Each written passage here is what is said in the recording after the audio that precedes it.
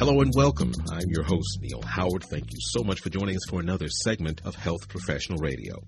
We'll be speaking with Dr. Christoph Correll, professor of psychiatry at the Zucker School of Medicine. He's joining us to discuss common misconceptions about schizophrenia and the challenges that people experience when managing this condition, including adherence to medication and the risk of relapse. Welcome to Health Professional Radio, Christoph. Thank you so much for joining us. Thanks for having me, Neil. Tell us a bit about yourself and your experience treating schizophrenia.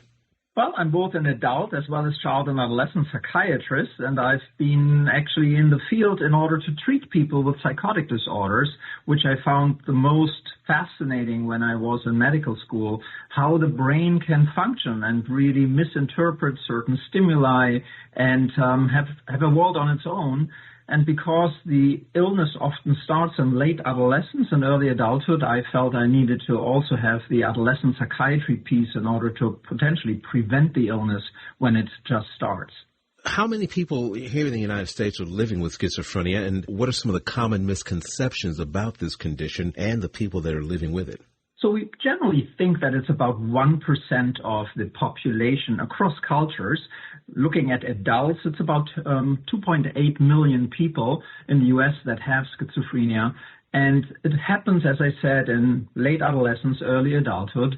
And there are common misconceptions that these are violent and really, quote-unquote, crazy, out-of-control people, or that they have split personality, that it's different people presenting as one person. And that's not true. It's basically the split is between mental capacities, how we think, talk, feel, interpret internal and external stimuli, and also how we make sense of all of this. And that can then lead to having delusions, thinking that people are out to get you or film you, or hallucinations, hearing things or seeing things that are not there, having trouble putting thoughts together. This is the so-called positive symptoms to many things that are happening that shouldn't happen. And then there are also negative symptoms, which is the opposite, things that should happen in our brains and lives, and that's being motivated, being social, having joy in things, and that's the flip side. So these patients often have a hard time achieving their goals, but they certainly can be very rational when they get the treatment. You mentioned split personality, different people presenting in one person. To your knowledge, how did such a misconception gain enough ground to be still today a common misconception about this condition? That's a very interesting question. I don't know the history of it, but I think it's the split, the schism. Schizophrenia means the split in the mind, but that's then taken literally and concretely as different people rather than different neural networks that are not talking to each other and not as much integrated as they should be. Maybe it's just a concrete way of thinking people are not integrated in their activities and we can't recognize them, so to speak. What are some of the treatment options for managing schizophrenia? Well, we have, like for all psychiatric disorders, psychoeducation and talk therapy, group therapy, psychosocial interventions in order to get people back on track with maybe school and work. But the foundational treatment for schizophrenia is really antipsychotic medications. So medications that help rebalance some of the neural circuits that are not integrated in the brain. And as all medications, they only work when they're taken. So that's a big issue, and people with the illness may not feel they have the illness or don't trust the provider or forget because they have cognitive difficulties. So the medication taking and adherence is really a big issue, as is then having relapses, because schizophrenia is a chronic condition, and this chronic condition needs treatment in the long haul. And this interview, actually, I'm partnering with Teva that is developing or has developed a treatment for schizophrenia, and I'm obviously presenting my own opinions, but it's great to have this also on your show so that our listeners can understand schizophrenia better and what the treatments are for it. Now, it's my understanding that the FDA approved one of the newer treatments for schizophrenia this past April. Tell us about this treatment option and how it's going to be helpful to those who are managing schizophrenia. Yeah, as I mentioned, one of the big problems is relapse, is the recurrence of the symptoms that really goes hand in hand with not enabling people anymore to have their goals that they want to pursue. They also have the self-stigmatization. Oh, I'm mentally ill, I'm sick, I can't achieve anything.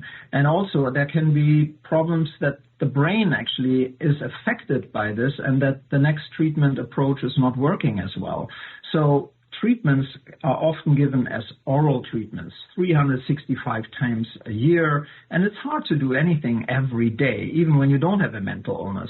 So the treatment that was approved in April is one of the newer treatments, and it's called UZEDY, and it's a long-acting injectable treatment, meaning you can give it not 365 times a year, but 12 or even 6 times a year. That is once monthly or every other month. It's a risperidone product, which is injected subcutaneously, not deep intramuscularly. And it's an upgrade because it's subcutaneous, that many treatments are not that are available as long-acting treatments, but it also achieves the blood level that is therapeutic at 6 to 24 hours. So it doesn't require a second injection or a higher starting dose or oral co-treatment. So in that sense, it's really something that enriches our armamentarium. All treatments, obviously, they can also have side effects, and we need to balance this, and people who might consider this treatment may want to talk to healthcare professionals because not every treatment is right for every patient. And side effects of these kinds of medications like UZEDY can include being somewhat restless or having some muscle stiffness or being anxious, having weight gain, and so forth. But these are generally identifiable and can be also monitored and managed, but people should talk to the healthcare provider when they have these side effects. UZEDY is approved for people, adults with schizophrenia, and there is another condition, and that is psychosis associated with dementia. And UZEDY is not approved for this because the class of medications, including risperidone, have been associated even with mortality in these kinds of patients, so we need to steer clear of that kind of patient population. What determines whether a patient will take it 12 times a year or 6 times a year? And that's a very good question. And generally what we now really want to do is shared decision-making. So you offer this to the patient and give them all the information to have an informed decision. And then let's see, what would you prefer? Is it better for you to maybe come back every month and then we see each other to discuss whether this is the right dose, or are you more comfortable actually having an extended period and not having to worry about, do I remember my medication? There's maybe less conflict with family members that ask, have you taken your medication, recognizing that the last time when it didn't happen, somebody needed to be readmitted.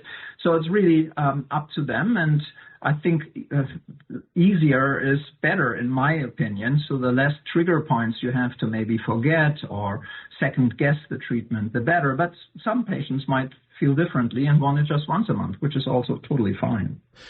Some results from the RISE and SHINE studies were presented at Psych Congress, and most recently, data from the RISE study was published in the Lancet Psychiatry. Could you tell us briefly some of the main takeaways from this data, and then give us a website where our listeners can learn more? Absolutely. So the RISE study was a study comparing 2 different injection intervals of UZEDY, the 1 monthly and the every 2-month injection versus placebo in the long-term treatment of schizophrenia after a 12-week stabilization phase. This was in adults with schizophrenia.